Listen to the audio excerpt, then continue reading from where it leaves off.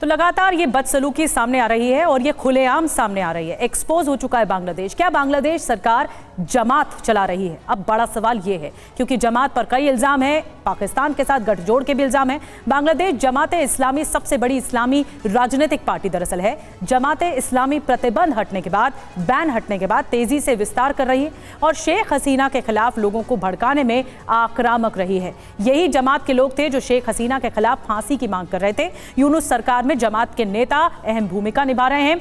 बांग्लादेशी जमात के नेताओं का पाकिस्तान से मजबूत रिश्ता भी रहा है। हालांकि बांग्लादेश बनने के बाद मुजीबुर रहमान ने प्रतिबंध लगा दिया था और 1971 के नरसंहार में जमात का भी बड़ा हाथ था। आपको बता दें, 1976 में जमात ने राजनीति में दोबारा प्रवेश किया और अदालतों ने युद्ध अपराधों के लिए बड़े नेताओं को दोषी तक ठहराया। हालांकि अवामी लीग सरकार ने जमात को चरमपंथी संगठन माना था। कर्नल अशोक कुमार तारा सर इस वक्त हमें ज्वाइन कर चुके हैं। कम इन्वेस्टमेंट में शुरू करें अगरबत्ती बिजनेस। घर बैठे हर महीने 80,000 रुपए कमाने का मौका। ज्यादा जानकारी के लिए अभी डाउनलोड करें फ्रीडम ऐप। शुक्रिया, बेहद शुक्रिया TV9 को वक्त देने के लिए सर आपका। लेकिन अब ये तस्वीर किस तरीके से बांग्लादेश को सवालों के घेरे में खड़ा करती है? देखिए, ये बात काफी चल रही है, हर आदमी अपने अपने तरीके से बता रहा है, लेकिन जो इस वक्त दुनिया का हाल है उसके पीछे जो ताकतें हैं, वो जो ताकतें हैं उनका जो दुनिया को रिलीजन के हिसाब से, फेथ के हिसाब से, पॉलिटिकल, इकोनॉमी और मिलिट्री से डोमिनेट करने का तो है।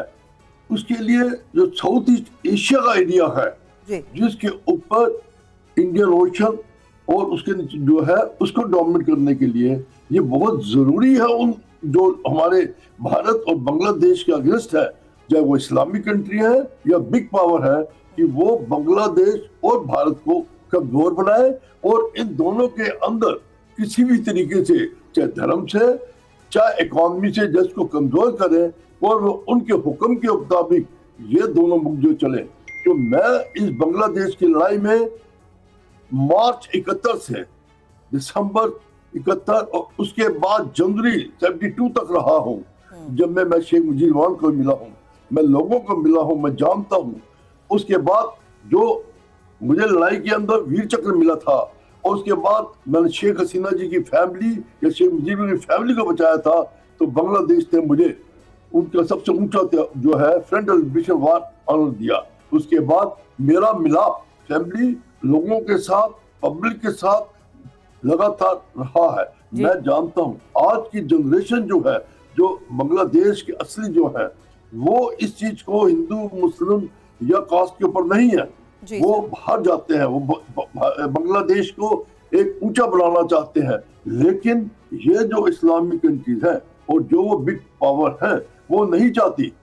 सर, ये इस्लामिक कंट्रीज आखिर चाहती क्या है? सॉरी, माफ कीजिएगा, आपको 5 सेकंड के लिए रोक रही हूँ, क्योंकि मैं अपने दर्शकों को बताना चाहती हूँ कि जिनको आप इस वक्त सुन रहे हैं, ये 1971 की सेना में शामिल वो सेनानी है जिन्होंने एक बड़ा कंट्रीब्यूशन दिया है। इसीलिए आज वो उस हालात के साथ साथ आज की उस तस्वीर का जिक्र कर रहे हैं, जिसमें देखिए तस्वीरें सामने आ चुकी हैं कि कैसे सेनानियों के साथ ये व्यवहार किया गया। लेकिन सर, सवाल यही है, जो इस्लामिक कंट्रीज, उनकी मंशा को लेकर आप सवाल उठा रहे हैं, ये इस्लामिक कंट्रीज का मोटिव है क्या? कौन है ये इस्लामिक कंट्रीज है जो कि अपने इस धर्म को दुनिया के डोमिनेट करना चाहती है। और ये पाकिस्तान है, ठीक है, लेकिन वो पाकिस्तान भी उनका एक खिलौना है हाथ का। उन्होंने, क्योंकि पाकिस्तान इसको ईस्ट पाकिस्तान बनाना चाहता है, उन्होंने पाकिस्तान को भी इस्तेमाल किया है। ये कोई एक दिन की बात नहीं है, ये शुरू से है। जब 75 के अंदर 1975 में उन्होंने शेख मुजीब रहमान का असैसिनेशन किया था, पूरी फैमिली को खत्म किया था, वो तब से जब वहां पे लगे, फिर हसीना जी आई। ये नहीं चाहते इस्लामिक कंट्रीज या दूसरी कंट्री है कि बांग्लादेश जो है एक गणतंत्र राज बने। क्यों?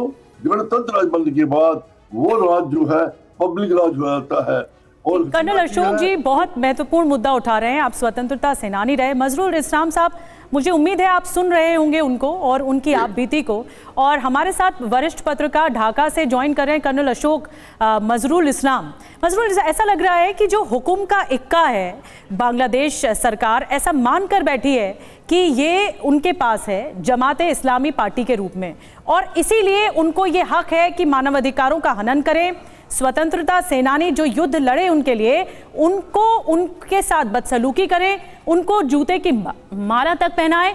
ये सब बदसलूकी की गई है। क्या ये जायज लगता है? क्या आप अमेरिका को चेहरा दिखा पाएंगे? बांग्लादेश दिखा पाएगा पूरी दुनिया में? Let me inform you one thing. Not only Jamaat Islam is holding only 3% of the total voters of this country. They are not the majority party. Besides, there are other. Sir Hindi में अगर आप बोल पाए please. अच्छा जी। जमात इस्लाम के बारे में हम कह रहे हैं कि ये only 3% voters they are having. लेकिन बैकडोर से उनकी जो भूमिका रही है वो पाकिस्तान का समर्थन करते हैं, पाकिस्तान के इशारे पर काम करते हैं, ये इल्जाम है। They are following the Islamic religion, not Pakistan only. They are trying to establish this country and from this country as an Islamic state. जमात इस्लाम के साथ साथ जो हिज़्ब तहरीर है, जो एक पॉलिटिकल बैन पार्टी है, वो भी एनलिस्टेड है इस पे, वो भी काम कर रहे हैं। हिज़्ब तहरीर के संसद जो हिफाजत है, वो भी काम कर रहे हैं ये anti on Islamic state formation के लिए, ये भी काम कर रहे हैं। तो don't only target on Jamaat, because there are other factors with that. Sir with these factors क्या यही इस्लामिक कंट्रीज से करीबी बांग्लादेश को कट्टरपंथ की ओर तेजी से नहीं धकेल देगी? ये भी तो एक बड़ा सवाल है। और आरजू, इसी सवाल के साथ आपके पास भी आ रही हूं, क्योंकि इस वक्त 1971 में जिनका कंट्रीब्यूशन रहा है, जिन्होंने देश के लिए सेवा दी है, वो भी तो साफ तौर पर ये बात कह रहे हैं ना कि इस्लामिक कंट्रीज का मोटिव साफ तौर पर नजर आ रहा है, और उन्होंने तो पाकिस्तान का नाम भी लिया अभी। देखिए, जो पहले गवर्नमेंट थी बांग्लादेश की वो भारत से नजदीक थी, और अब जो नई गवर्नमेंट आई है वो भारत से दूर है। तो अगर वो भारत से दूर होगी तो डेफिनेटली वो पाकिस्तान से नजदीक हो जाएगी।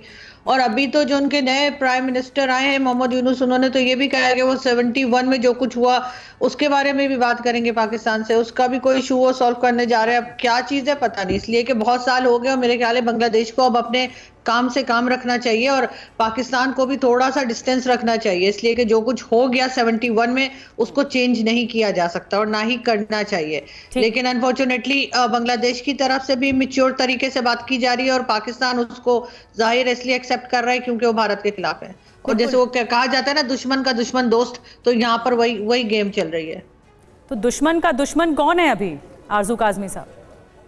देखिए, अभी भारत के साथ तो दोनों की ही दुश्मनी है ना, या लड़ाई है। समझ लीजिए कि पाकिस्तान के साथ भी भारत की कोई खास अच्छी रिलेशंस नहीं है और इस वक्त बांग्लादेश के साथ भी ऐसा ही है। तो इसलिए बांग्लादेश और पाकिस्तान, इसीलिए अगर भारत के खिलाफ दुश्मनी है आरजू काज़मी जी, तो इसीलिए भारत और इसीलिए बांग्लादेश और पाकिस्तान एक हो गए हैं और भारत के खिलाफ फिर षड्यंत्र रचा जा रहा है, क्या ऐसा बोलना चाह रही हैं? सर कुछ कहना चाहते हैं आरजू जी? जी देखिए, कोई ऐसा नहीं है कि यहाँ पर मिलके कोई साजिश हो रही है। जो कुछ है सामने है, सोशल मीडिया है, आपका मीडिया है, तो कोई चीज़ छुपाई नहीं जा सकती। लेकिन ये ज़रूर है कि दोनों साथ में इसीलिए दिखाई दे रहे हैं क्योंकि दोनों ही भारत के अगेंस्ट है। जाहिर हमारे भी प्रॉब्लम्स रहे हैं भारत के साथ और अभी भी हैं, और यही चीज़ इस वक्त बांग्लादेश में भी हो रही है। तो इसलिए दोनों साथ आपको दिखाई दे रहे हैं, दोनों सिर्फ एक ही रीज़न है। अशोक सर इस पर कुछ कहना चाह रहे थे। सर आप हाथ रेस कर रहे थे, बताइए। हाँ, मैं ये कहना चाहता हूँ क्योंकि मैंने बोला है कि मैं 71 में उन लोगों के साथ रहा हूँ। राइट। बांग्लादेश में जो जनता है, चाहे वो धर्म मुस्लिम है, लेकिन वो अपने आप को बंगला पहले मानते हैं, चाहे वो हिंदू है या कुछ भी है। उन्होंने आजादी की लड़ाई मुसलमान हिंदू के ऊपर नहीं लड़ी, बल्कि एक बंगला देश को, क्योंकि पाकिस्तान बांग्लादेश को हमेशा नीचे दिखता। उन्होंने बंगला लैंग्वेज को या जुबान को कभी भी राष्ट्रीय जो है देने की कोशिश नहीं की। यह वही शक्ति थी जिसने कि शेख मुजीब रहमान को इतना ऊंचा उठाया और देश की आजादी की लड़ाई लड़ी। लेकिन जो इस्लामिक कंट्री है वो बांग्लादेश या बांग्ला जबान को नहीं, बांग्ला कल्चर को नहीं, बल्कि अपने उर्दू लैंग्वेज को या अपनी जो उनकी लैंग्वेज है उसको लेकर, और यही जड़ है सर, मुस्लिम को डोमिनेट कर सकती है। बिल्कुल यही जड़ है जो कि आप जिक्र कर रहे हैं कर्नल अशोक। और इस बीच शेख हसीना खेमे से एक बड़ी जानकारी ये मिल रही है कि उनके बेटे, शेख हसीना के बेटे का सोशल मीडिया पोस्ट सामने आया है। बांग्लादेश ने शेख हसीना के प्रत्यर्पण की मांग की है। इस बात को स्वीकारा है वाजेद ने, जो कि शेख हसीना के बेटे हैं। मानवाधिकार उल्लंघन की निष्पक्ष जांच हो, ये भी सजीब वाजेद की तरफ से कहा जा रहा है। यूनुस सरकार ने न्यायपालिका को हथियार तक बना दिया है। वाजेद की ओर से ये कहा गया, आरोप लगाया गया, बांग्लादेशी न्यायपालिका पर भरोसा नहीं है। ये कहना है सजीद वाजेद का, जो कि शेख हसीना के बेटे हैं। उनके प्रत्यर्पण की मांग की गई है और अब उनकी प्रतिक्रिया सोशल मीडिया पर सामने आई। और आपको बता दें कि यूनुस सरकार में शामिल कई सलाहकार भारत में शेख हसीना की मौजूदगी पर एतराज भी जता चुके हैं। उनके बयानों को मुसीबत का सबब बता चुके हैं। खुद मोहम्मद यूनुस भी शेख हसीना को वापस भेजने की मांग कर चुके हैं। প্রতিটি হত্যার বিচার আমরা করবই।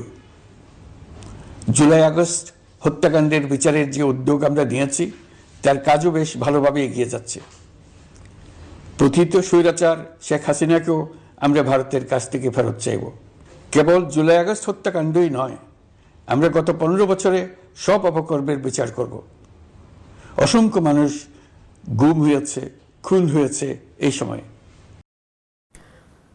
तो सजीब वाजेद को आपने देखा कि सोशल मीडिया पर उनका क्या पोस्ट रहा, और यूनुस सरकार को भी आपने सुना कि उनका क्या टेक है।